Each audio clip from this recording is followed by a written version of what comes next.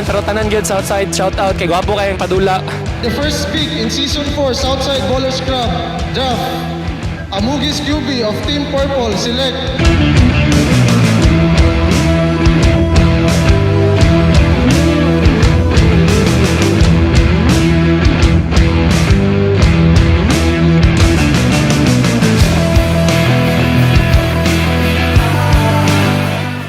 Ako si BJ Raf Antonio Luna, club president sa Southside Ballers Club diri sa Turil.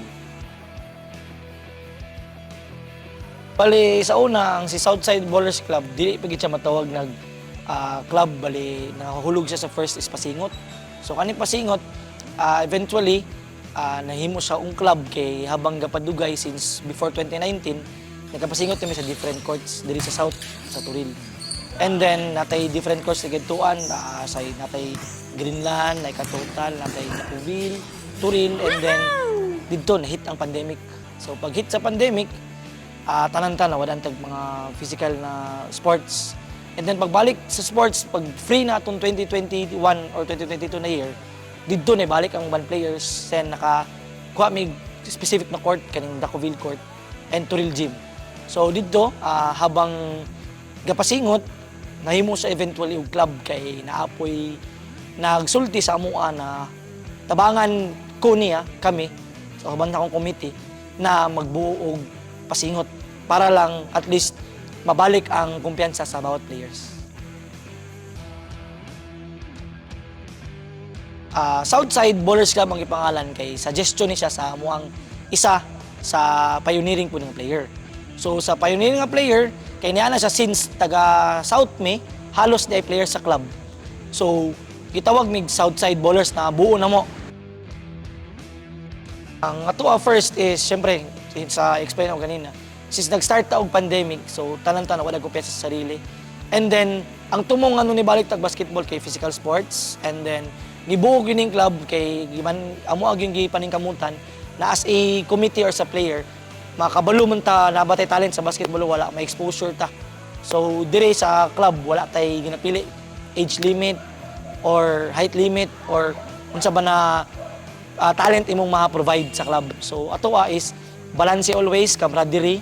And then kani nga club, syempre ang amuag yung isa pod sa vision gibuhat na namo sa season 3 ni na hoping and always na dili na mo dapat ni sa usabon is amo ang charity.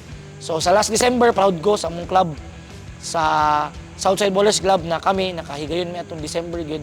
After ending sa season 3, naka-charity mi. So naka-feed mi og more or less 80 persons from downtown padung south. So proud ko na katong mga players na ni-appeal sa club, na ni-appeal which whether ni-appeal sa liga or wala, is katong ilang mga payment sa mga pasingot ug sa mga registration fee nag-appeal na mo sa club gid na paliga is naapoy part didto manggod na padulong sa charity gid siya. So balik gyapon na mo sa ila, pasalamat mi na naami diri na maka-help man mi through basketball ang talent mapakita. Napod mi syempre fellowship na mo as amo ang sa liga kay pag part ka sa club natay get together every after season.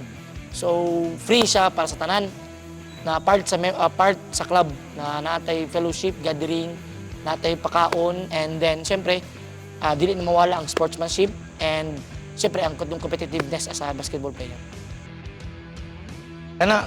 Ang players na to, good luck sa to ang season 4. So from season 1, from 6 teams.